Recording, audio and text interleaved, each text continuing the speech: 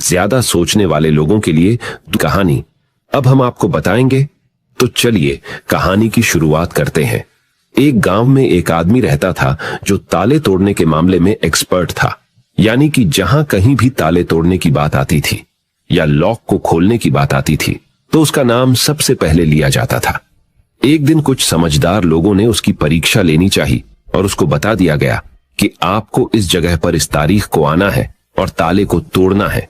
जब वह समय के अनुसार तय दिनांक को वहां पहुंच गया तो उसको प्रतियोगिता के नियम समझा दिए गए। आपको एक बॉक्स में बिठा दिया जाएगा और उस बॉक्स को पानी में उतार दिया जाएगा। आपको ताला खोलकर बाहर आना होगा। इस बीच आपको लगता है कि लॉक आपसे नहीं खुल पाएगा तो आप इमरजेंसी बटन को दबा सकते हैं और ऊपर आ सकते हैं, लेकिन आप प्रतियोगिता में हार जाएंगे। उसने सभी नियमों की हां कर दी और पानी में चला गया। जैसे ही वह पानी में पहुंचा तो उसने जेब में से एक तार निकाला और लॉक को खोलने की कोशिश करने लगा। 4 से 5 बार कोशिश करने के बाद वह बार बार विफल हो रहा था, लेकिन उससे लॉक नहीं खुल रहा था। अब ज्यादा समय तक पानी में रहना उसके लिए और भी मुश्किल था, क्योंकि सांस रोकना आसान नहीं था। फाइनली उसने अपना पूरा दिमाग लगाया और एक बार अंतिम प्रयास किया। वह विफल हुआ और उसने इमरजेंसी बटन दबा दिया। धीरे धीरे ऊपर आने लगा। पानी के ऊपर आए बॉक्स को बाहर निकाला गया और हल्का सा धक्का देकर खोला गया। वह अचंभित हो गया कि एक बार भी मेरे दिमाग में यह ख्याल क्यों नहीं आया कि मैं इसको धक्का देकर खोलूं। हो सकता है कि ये लॉक ही ना हो। तो यही होता है, जब हम भी बहुत ज्यादा सोचते हैं तो इसका खामियाजा हमें भुगतना पड़ता है। कभी कभी ना सोचने से भी जवाब मिल जाता है। इसलिए किसी ने कहा है कि जो कुछ नहीं करते वह कमाल करते हैं। जी हां दोस्तों, यह बात बिल्कुल सही है। कभी कभी दिमाग को जब हम शांत रखते हैं और ठंडे दिमाग से सोचने की कोशिश करते हैं तो हमें बेहतर समाधान मिल जाता है। अब हम आपको बताएंगे कि ज्यादा सोचने की यह बीमारी के मुख्य कारण क्या है, जिससे आपको ज्यादा सोचने की बीमारी हो जाती है। अत्यधिक सोच के कुछ मुख्य कारण। पहला कारण, वर्तमान से ज्यादा भूतकाल या भविष्य के बारे में ज्यादा चिंता करना। आप जो काम अभी कर रहे हैं उससे ध्यान हटाकर अपना ध्यान बीते हुए समय या आने वाले समय पर लगाएंगे तो आप ओवर थिंकिंग के शिकार होते जाएंगे। दूसरा कारण, काम का ज्यादा तनाव होना। जब वर्कलोड ज्यादा होता है तो दिमाग भी तेजी से चलने लगता और यह तनाव का रूप ले लेता है और दिमाग में वो विचार भी आने लगते हैं तो काम से संबंधी नहीं है और लोग ओवर थिंकिंग के शिकार हो जाते हैं। तीसरा कारण, डर का बना रहना। जब व्यक्ति के अंदर डर होता है, जैसे नौकरी छूट जाने का डर, प्रमोशन न होने का डर, काम में असफल हो जाने का डर, पैसे न मिलने या डूब जाने का डर, व्यक्ति इस डर को लेकर कल्पना करता रहता है। भले ही ऐसा न होने वाला हो, लेकिन धीरे धीरे यह डर उसे जरूरत से ज्यादा सोचने पर मजबूर कर देता है। चौथा कारण, कॉन्फिडेंस की कमी। जब व्यक्ति में किसी काम को करने के प्रति उलझन बनी रहती है तो कॉन्फिडेंस कम होता जाता है, जिसके चलते नकारात्मक विचार दिमाग को घेरना शुरू कर देते हैं और व्यक्ति ज्यादा सोचना और चिंता करना शुरू कर देता है। पांचवा कारण, चीजों के बारे में सकारात्मक से ज्यादा नकारात्मक विचार। जब व्यक्ति छोटी छोटी बातों के नकारात्मक पहलू के बारे में ज्यादा सोचना शुरू कर देता है तो धीरे धीरे व्यक्ति ओवर थिंकिंग का शिकार होता जाता है।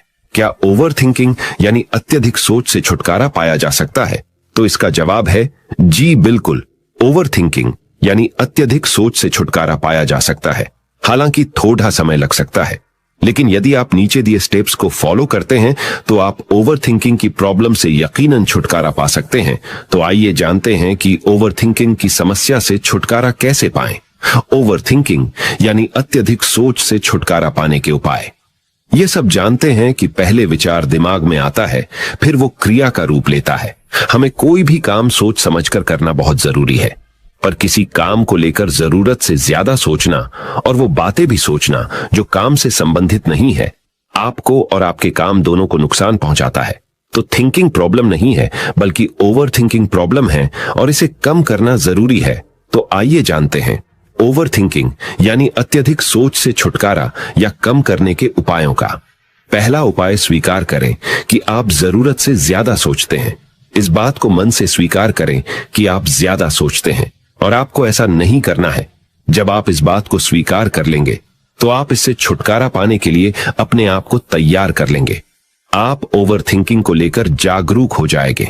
जब भी आपको लगे कि दिमाग में फालतू विचार चल रहे हैं, तुरंत उसे वहीं रोक दो और यह सोचना शुरू करो कि आपने सोचना कहां से शुरू किया था। तब आपको मालूम होता जाएगा कि आप कितनी फालतू की बातें सोचकर अपना समय और शक्ति बर्बाद कर रहे हैं। दूसरा उपाय, हमेशा सकारात्मक सोचने की कोशिश करें। क्या गलत हो सकता है कि जगह क्या अच्छा हो सकता है। सोचें। नकारात्मक विचार डराते हैं और आपका दिमाग चिंता से दौड़ने लगता है। जब आप उन नकारात्मक चीजों पर ध्यान केंद्रित करने लगते हैं जो कहीं हो गई, तो तब आप दिमाग के गुलाम हो जाते हैं। लेकिन जब आप सकारात्मक रूप से सोचते हैं तो दिमाग आपका गुलाम होता है। सकारात्मक रहने का मतलब यह नहीं है कि आप चीजों के सिर्फ एक पहलू को देखें, बल्कि सही और गलत दोनों पहलुओं को देखना जरूरी है। पर केवल नकारात्मक सोचना या ज्यादा नकारात्मक विचार आपको अनुचित सोचने पर मजबूर कर देते हैं। तीसरा उपाय, योग, ध्यान और व्यायाम करें। योग, ध्यान और व्यायाम मस्तिष्क और शरीर को स्वस्थ रखते हैं। ध्यान काफी लाभदायक है, इसे अपने जीवन का हिस्सा बनाएं। चौथा उपाय, वर्तमान क्षण में जीने की कोशिश करो।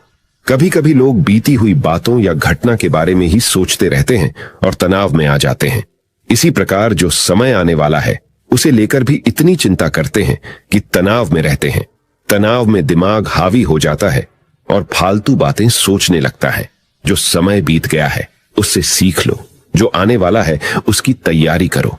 लेकिन यह आप तभी कर सकते हैं जब आप वर्तमान में रहें।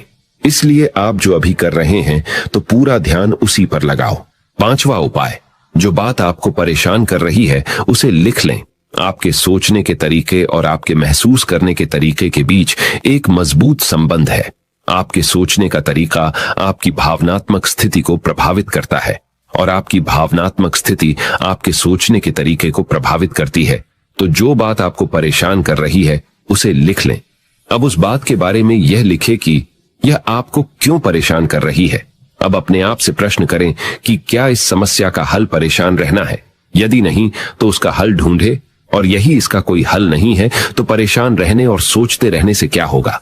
जब धीरे धीरे आप ऐसे करेंगे तो इस चीज के आपको आदत पड़ी ढहती जाएगी और आप अनावश्यक सोचना बंद कर देंगे। छठा उपाय, अपनी भावनाओं का नियंत्रण रखो। भावनाओं पर नियंत्रण रखने का मतलब यह बिल्कुल भी नहीं है कि आप अपनी भावनाओं को दबाएं, लेकिन आपको अपनी भावनाओं पर नियंत्रण रखना होगा। जब आप अपनी भावनाओं पर नियंत्रण रखते हैं तो हकीकत को देख पाते हैं। अनियंत्रित भावनाएं दिमागी विचारों को बेफजूल गति प्रदान करती हैं। सातवां उपाय, चिंता नहीं चिंतन करें। चिंता ओवरथिंकिंग को जन्म देती है और चिंतन क्रिएटिविटी को जन्म देता है। फालतू सोचने की जगह कोई कहानी, कोई लेख, कविता या कुछ रचनात्मक सोचें। आठवां उपाय, अपने पसंद की चीजें करें। जब भी आप फ्री हो तो कोई भी ऐसा काम करो जिसे करना आपको अच्छा लगता हो। किताबें पढ़ें, गाने सुने, गाने गाएं, घूमने जाएं। यदि आपके घर में बच्चे हैं तो बच्चों के साथ खेलें। अपने दोस्तों से साथ समय व्यतीत करें। नौवां उपाय, अपना सर्वश्रेष्ठ स्वीकार करें। जब आप ज्यादा सोचते हैं तो न चाहते हुए भी आप नकारात्मक बातें सोचते हैं और अपने आप को औरों से कम आंकने लगते हैं। याद रखें, कोई भी परफेक्ट नहीं होता। जो आप हैं, आप जैसा कोई नहीं है। लोग क्या कहते हैं इस पर ध्यान देने की बजाय अपना सर्वश्रेष्ठ स्वीकार करें, अपने ज्ञान को बढ़ाते रहें और पॉजिटिव रहें। 10वां उपाय, मन को शांत रखें। आधुनिक जिंदगी भाग दौड़ और तनाव भरी है।